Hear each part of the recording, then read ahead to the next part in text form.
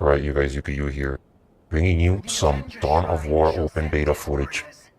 This is one of the first matches I played, and we are playing Eldar, and unfortunately there are no replays, so you can't really make a cast. You guys are just gonna have to live with my point of view, and I'm just gonna say some of my opinions about the beta, my early impressions, and overall they're actually pretty positive.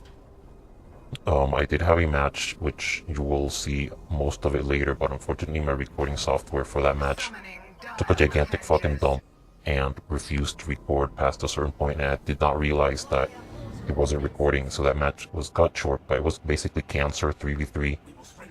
Can be kind of cancerous, because sometimes pushing is really hard, especially when everybody's just fucking spamming the orbital abilities, which I think are way too spammy. I can understand them being strong, but there's basically very little cost to using them whenever the fuck they're off cooldown, even though they do cost elite points. So that part I don't really like. Some of the early game elites are kind of OP.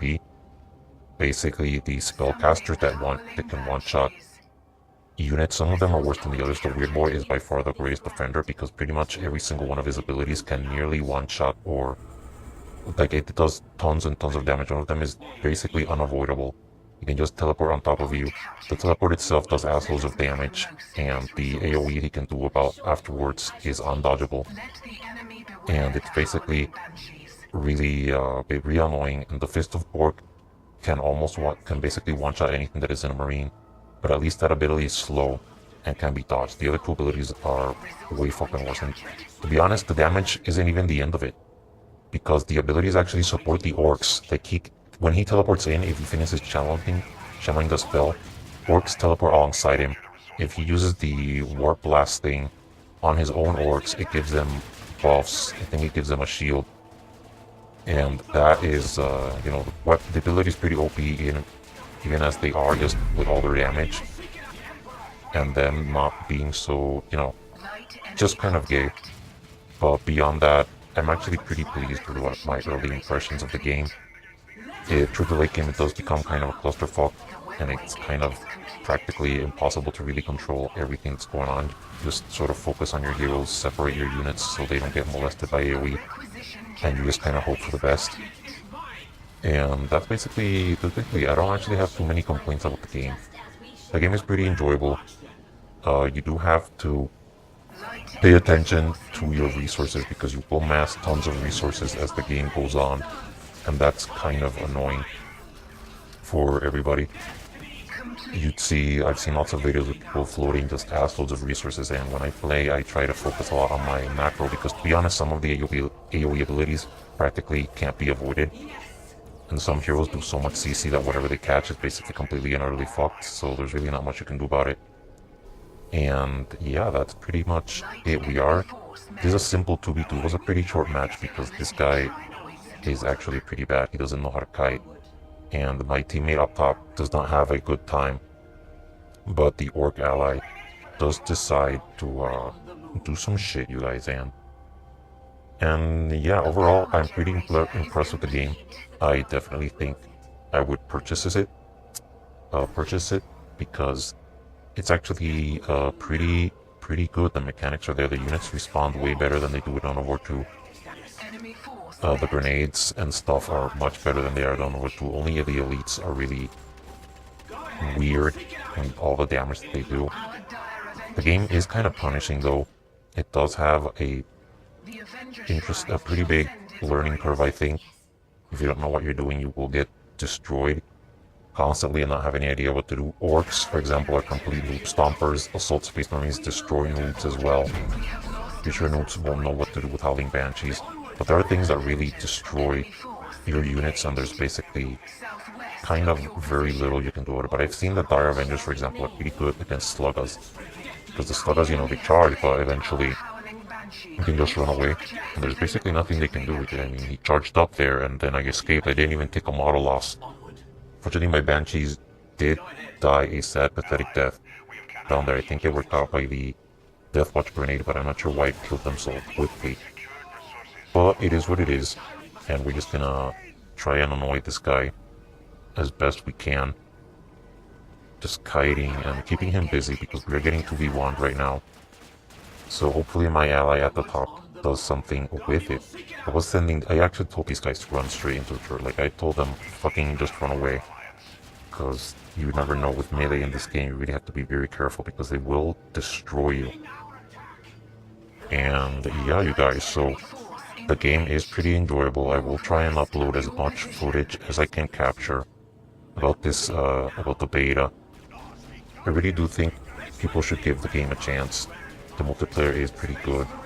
It's quite enjoyable. And the races, they did a really good job with the races. Each and every single one has a very distinct flavor. They work and act very differently. They got the hit and run nature of the Eldar pretty spot on. Space Marines with their deep strike shenanigans are pretty good. The heroes, I'm actually pretty psyched for the elites that they chose for each of the races. The Chaplain looks pretty fucking sweet. The Venerable Dreadnought looks pretty sweet. Striking Scorpions, definitely looking forward to those. I don't really like the Autarch too much. But yeah, and the Warp Spiders also look pretty cool. You can't use them in the beta, but I did see them in a stream that Relic did.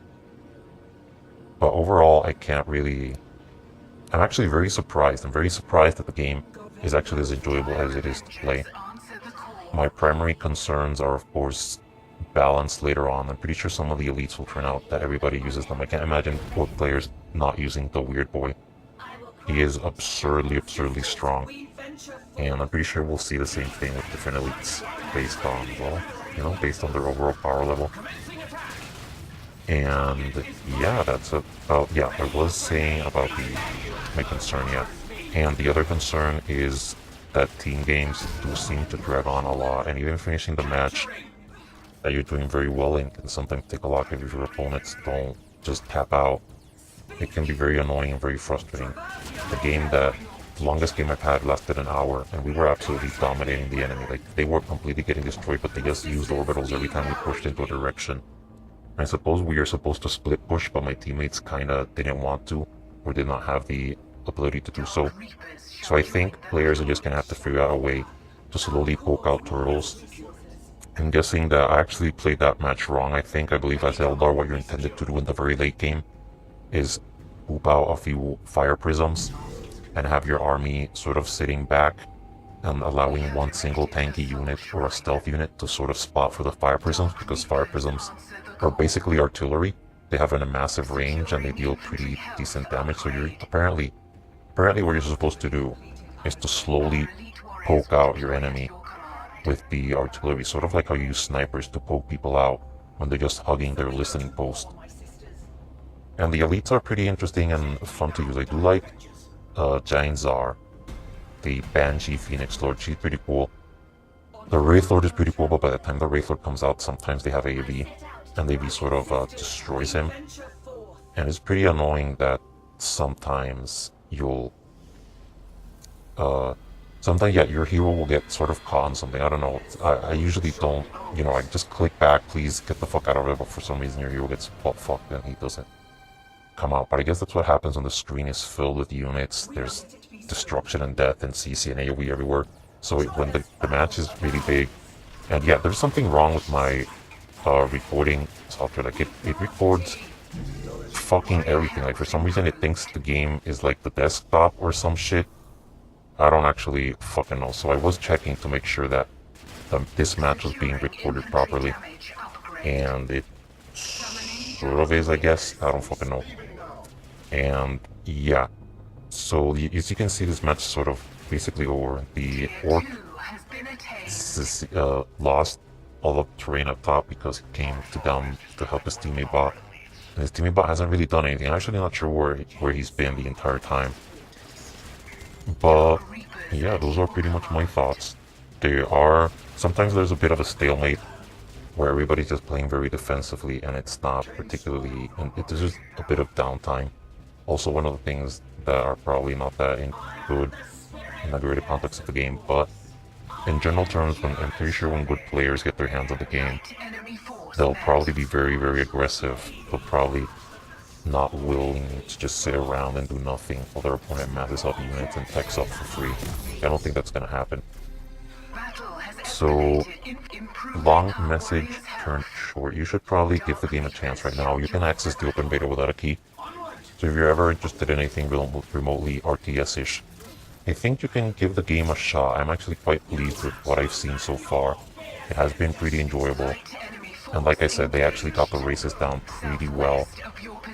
The Eldar really are hit and runny. The orcs do need their wah.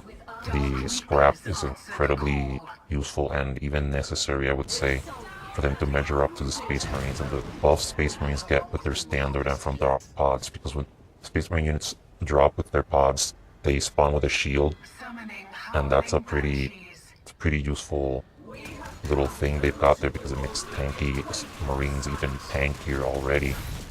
Their heroes are also very, very strong. When you get caught by their CC, it's incredibly frustrating. It's very powerful against squishy units like Eldar who can't really afford to stick around and wait.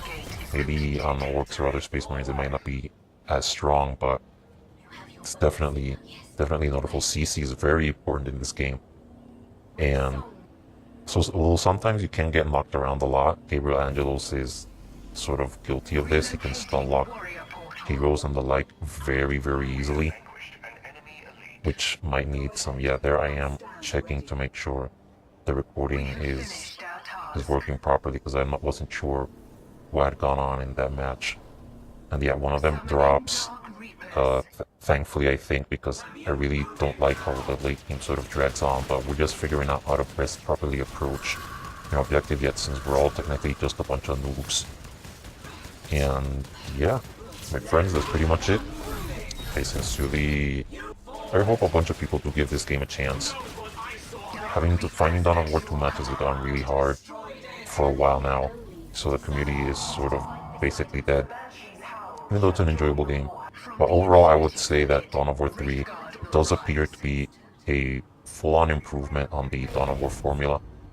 I personally hope that they'll get to work on factions. I personally don't want huge-ass expansions I have to pay lots of money for, but, I just really want a few of my favorite factions to hurry up and be in the game, although I guess it will take some time for them to get things right. But yeah, you have to dodge those grenades. There are definitely things you need to watch out for constantly.